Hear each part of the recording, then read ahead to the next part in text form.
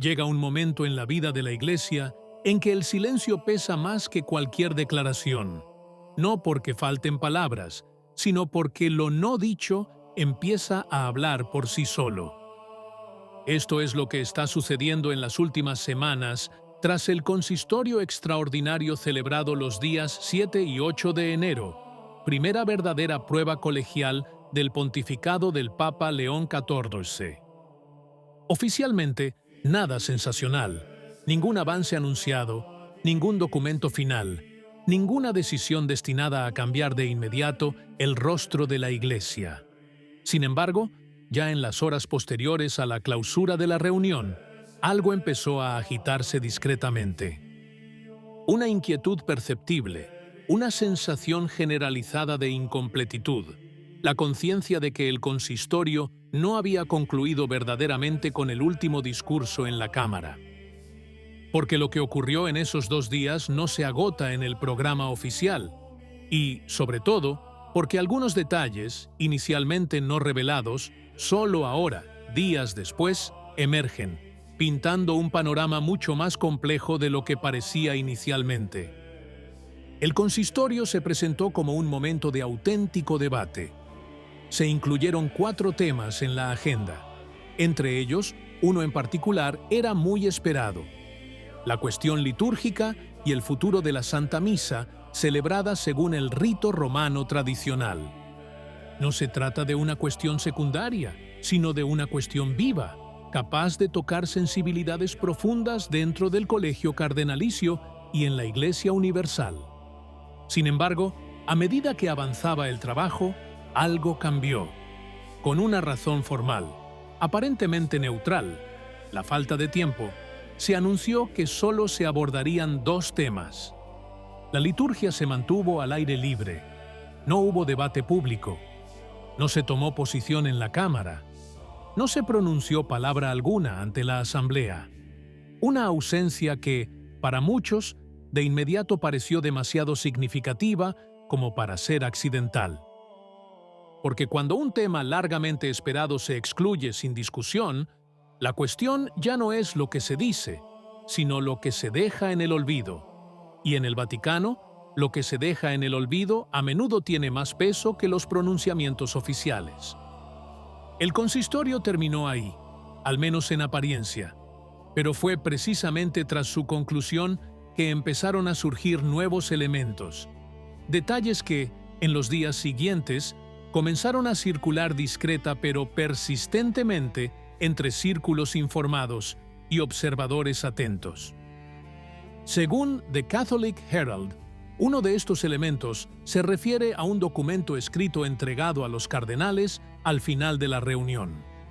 No se discutió públicamente, no se anunció, no se divulgó. Un texto que no formó parte del debate oficial, pero que habría sido distribuido de forma confidencial. El documento, según la misma fuente, fue elaborado por Arthur Roche, prefecto del Dicasterio para el Culto Divino, y contiene una valoración definida como, más bien negativa, hacia la misa tridentina. Este hecho por sí solo bastaría para plantear serias preguntas, pero es el contexto lo que lo hace particularmente significativo. El cardenal Roche no es una figura neutral en el ámbito litúrgico.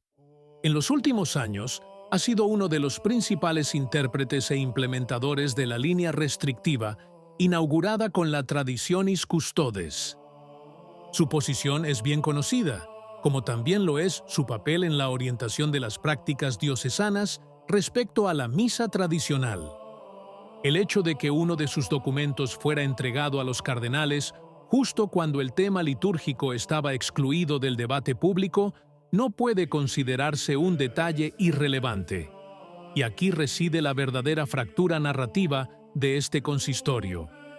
Por una parte, una asamblea de cardenales convocada en el espíritu de colegialidad, escucha y sinodalidad. Por otra parte, un tema central para millones de creyentes no se discute abiertamente, sino que se aborda de manera indirecta a través de un documento escrito confidencial, firmado por una de las figuras más identificadas con la línea restrictiva. En los días posteriores al consistorio, muchos comenzaron a interpretar esta dinámica como una señal, no una decisión formal todavía, sino una dirección, no una condena explícita, sino una dirección ya trazada. La sensación generalizada es que la cuestión litúrgica no solo se ha pospuesto, sino que se ha abordado de otra manera, de maneras distintas a las anunciadas. Y es precisamente esto lo que mantiene viva la tensión.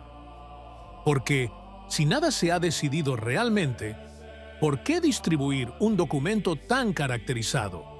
Y si ya se ha identificado un camino, ¿por qué evitar el debate público en el consistorio? El consistorio ya no aparece así como un acontecimiento concluido, sino como el inicio de una nueva fase, en la que las decisiones parecen madurar fuera de los focos para emerger gradualmente, a través de señales indirectas y elecciones operativas. En este sentido, lo que ocurrirá en los próximos días es quizás más significativo que lo ocurrido durante los actos oficiales, porque el verdadero punto crucial no es solo la misa tradicional, sino el método con el que se abordan los temas más sensibles de la vida eclesial. La liturgia, corazón de la fe católica, se trata como un asunto técnico y administrativo, regulado mediante documentación, mientras que otros asuntos se debaten públicamente. Este desequilibrio no ha pasado desapercibido y corre el riesgo de alimentar aún más la percepción de distancia entre el lenguaje oficial y la realidad vivida. El consistorio de enero, por lo tanto, no terminó sin resultados. Al contrario, dejó una herida abierta, una herida hecha de silencios, documentos confidenciales y decisiones que parecen haberse elaborado al margen de la discusión colegiada. Queda por ver si esta línea se hará explícita en los próximos meses o si seguirá manifestándose mediante señales indirectas. Pero una cosa es segura: lo que no se dijo en el consistorio sigue hablando, y quizás con más fuerza que cualquier declaración oficial. Mientras tanto, Gerhard Ludwig Müller ofreció una interpretación diferente de la exclusión del tema litúrgico. En una entrevista con EWTN el 8 de enero, el cardenal interpretó la falta de discusión sobre la misa en el rito romano tradicional no como una señal hostil, sino como una elección de prioridades. Según Müller, la cuestión del rito antiguo y del nuevo no representa el problema central de la Iglesia hoy. En su opinión, el verdadero campo de batalla debería estar en otra parte: la secularización avanzada, el ateísmo generalizado, la presión de sistemas políticos abiertamente anticristianos y la afirmación de una ideología basada en una falsa antropología, radicalmente reñida con la visión cristiana de la dignidad humana. En este contexto, explicó, el tiempo limitado del consistorio habría empujado a los cardenales a centrarse en estos grandes desafíos externos más que en cuestiones internas de la Iglesia. Müller también expresó su confianza en que el Papa León XIV podrá encontrar una solución equilibrada para todos en el plano litúrgico, pero situando esta cuestión en una perspectiva más amplia y menos urgente respecto a las crisis culturales y espirituales de nuestro tiempo. Una lectura que, por una parte, redimensiona el significado inmediato de la cuestión litúrgica, pero por otra, acaba acentuando el contraste entre quienes ven la misa tradicional como una cuestión secundaria y quienes, en cambio, continúan percibiéndola como uno de los puntos más sensibles e identificativos de la actual crisis eclesial. ¿Qué opinas? Si te gustó el video, comenta. Amén. Que Dios te bendiga.